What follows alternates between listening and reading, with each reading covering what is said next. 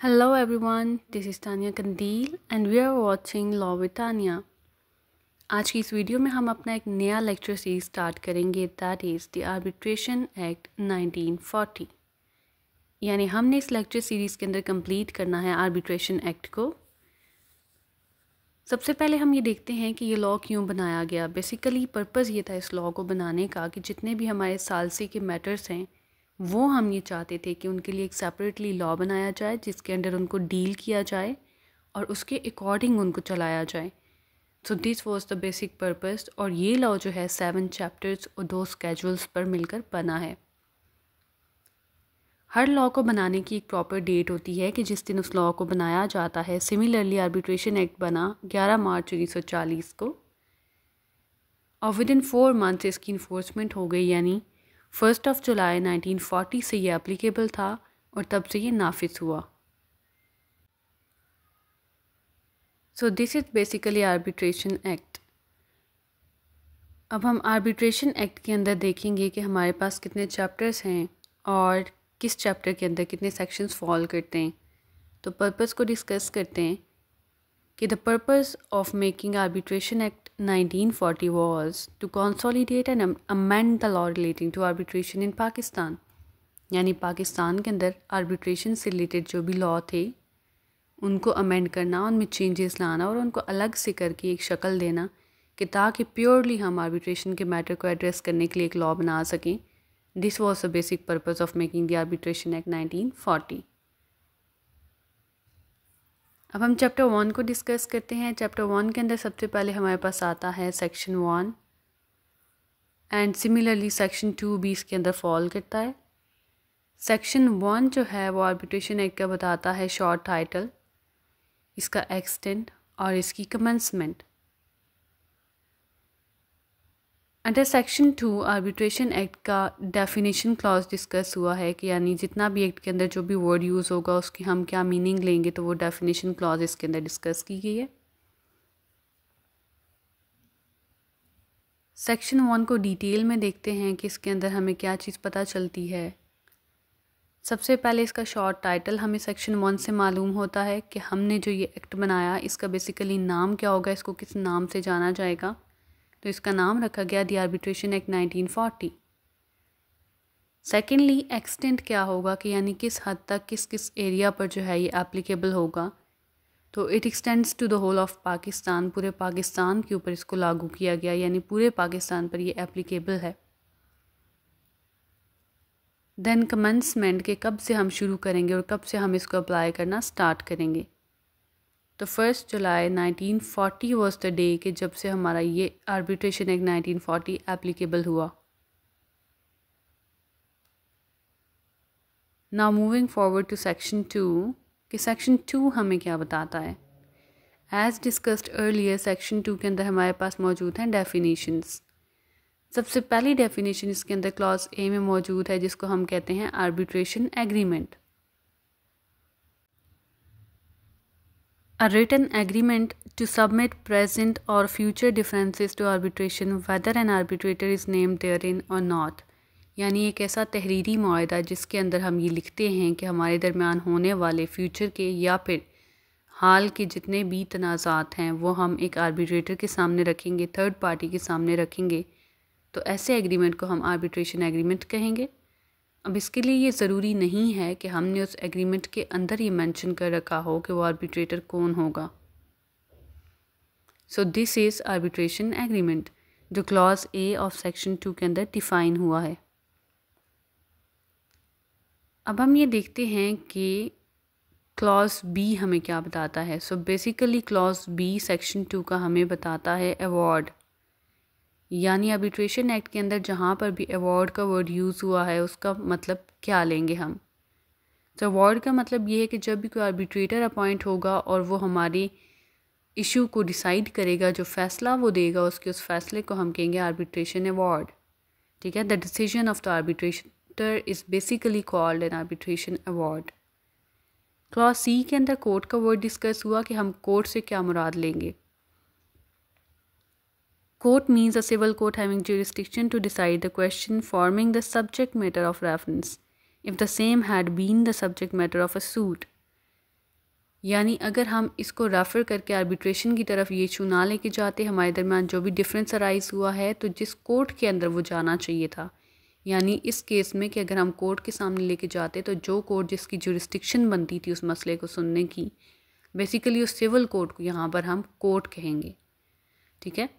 और इसके साथ साथ यहाँ पर हम देखते हैं कि इसके अंदर स्मॉल कॉज कोर्ट को हम कोर्ट कंसिडर नहीं करेंगे। सिर्फ एक एक्सेप्शन ऐसी है, यानी जब हमारा केस फॉल करेगा सेक्शन 21 के नीचे, तो उस सिचुएशन में कोर्ट से मुराद हम स्मॉल कॉज कोर्ट भी ले सकते हैं।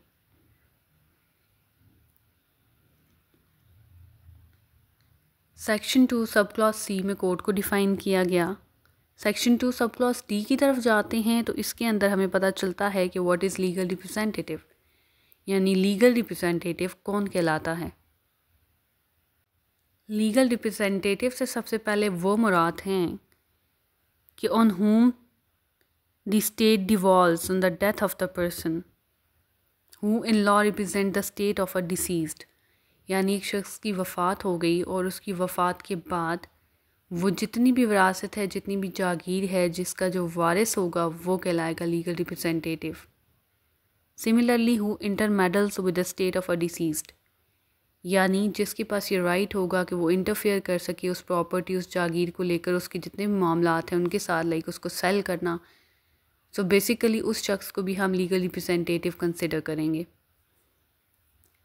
Next is in a situation in case of representative character the person on whom the state devolves on death of the party so acting. अगर कोई मैटर ऐसा है जिसको हम रिप्रेजेंटेटिव कैरेक्टर में बहुत सारे लोगों की जगह सिर्फ एक शख्स रिप्रेजेंट कर रहा है, तो ऐसी सिचुएशन के अंदर जब उस एक शख्स की डेथ हो जाएगी तो जिस बंदे पर वो राइट ट्रांसफ़र होगा वो भी उसका लीगल रिप्रेजेंटेटिव कहलाएगा।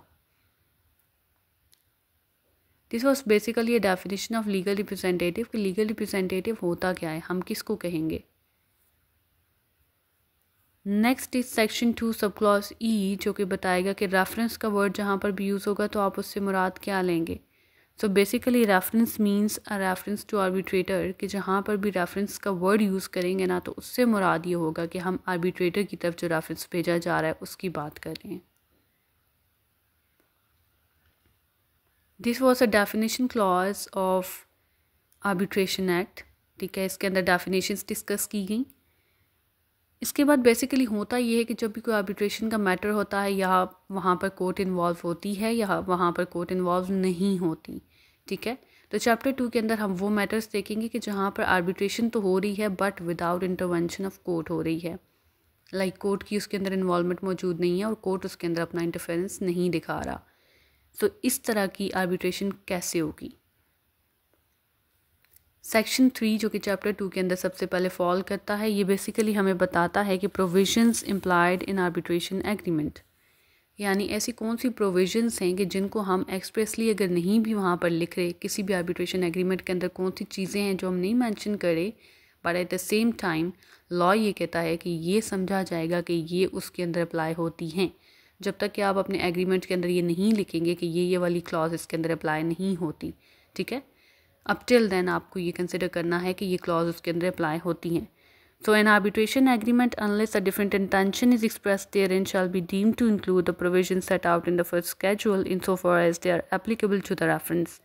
अब इसके लिए हम स्केड्यूल 1 की तरफ जाएंगे कि स्केड्यूल 1 हमें क्या कहता है कि ऐसी कौन सी क्लॉजेस हैं जिसमें अप्लाई होती हैं। ओके, सो स्केड्यूल 1 की फ़र्स्ट क्लॉज हमें ये बताती है कि अगर आपके एग्रीमेंट के अंदर नहीं लिखा आपने कि आपने जब मैटर के अंदर आप में डिफरेंस अराइज होगा, यानी दोनों पार्टीज़ के दरमियान बाद में कोई भी अगर इशू क्रिएट होता है उस मैटर को लेकर, तो वो कितने लोगों के पास जाएगा, कौन उसे डिसाइड करेगा। तो बेसिकली इससे मुराद ये है कि आप ये चाहते हैं कि वो मैटर एक शख्स सुनेगा, एक सोल आर्बिट्रेटर सुनेगा।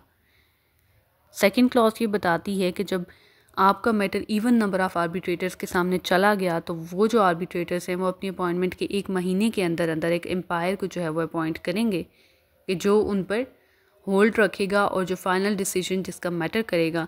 सो बेसिकली 1 महीने के अंदर अंदर एम्पायर की अपॉइंटमेंट बहुत ज़रूरी है, and this is the responsibility of arbitrator कि उन्होंने वो एक एम्पायर सेलेक्ट करना है। क्लॉज 3 हमें ये बताती है कि आर्बिट्रेटर्स की अपॉइंटमेंट के 4 महीने के अंदर अंदर आर्बिट्रेटर्स का ये राइट है कि वो एक डिसीजन देंगे उस फैसले को लेकर जो भी इशू अराइज हुआ है उस पर फैसला उन्होंने 4 महीने के अंदर अंदर देना है। एंड इन केस अगर वो ऐसा नहीं कर पाते या फिर वो राइटिंग में ये चीज़ रिटन में कंफर्म कर देते हैं किसी भी पार्टी को या फिर एम्पायर को कि वो ऐसा नहीं कर पाएंगे या फिर किसी एक फ़ैसले तक नहीं पहुंच पाए, तो ऐसी सिचुएशन में जो एम्पायर होगा वो अल्टीमेटली फौरी तौर पर उस मैटर को अपने कंसिड्रेशन में ले लेगा और वो उस पर एक्ट करना शुरू कर देगा।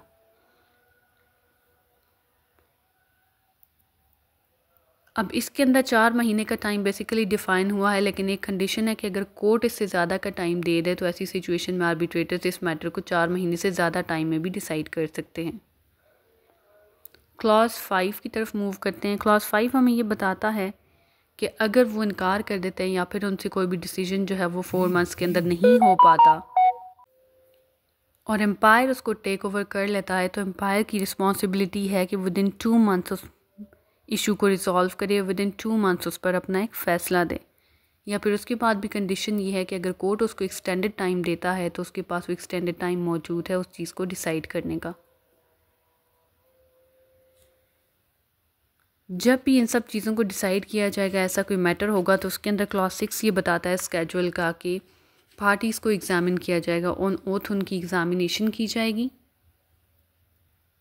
एंड उनकी ऑन ओथ एग्ज़ामिनेशन करने के बाद उनकी पोजेसन के अंदर जितनी भी डॉक्यूमेंट्स, डीड्स, बुक्स, पेपर्स और अकाउंट्स मौजूद हैं उन सब को भी एग्ज़ामिन किया जाएगा। यानी क्लॉज 6 के अंदर प्रॉपर प्रोसीजर बताया गया है कि ऐसी सिचुएशन में आपने पहले एग्ज़ामिनेशन ऑफ पार्टीज़ करना है, similarly then examination of the evidence करना है, जितना भी एविडेंस उनकी पोजेसन में या उनकी पावर में मौजूद है। ये सब एग्ज़ामिन करने के बाद आर्बिट्रेटर या एम्पायर जो है उस रेफरेंस को लेकर कुछ डिसाइड करेगा और वो अपना डिसीजन देगा जिसको हम अवार्ड कहेंगे।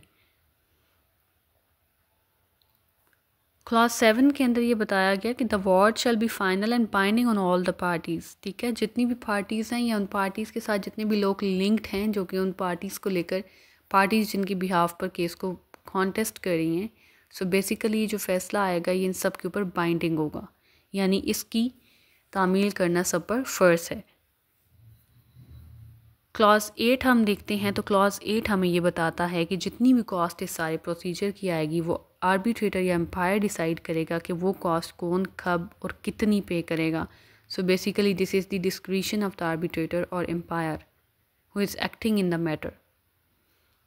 सो दिस वाज स्केड्यूल 1 जो कि लिंक था हमारे सेक्शन 3 के साथ। आज की इस वीडियो में हम डिस्कस किया सेक्शन 3 तक। Within next video, we will be discussing section 4 and onwards. Stay tuned and keep watching. Allah Hafiz.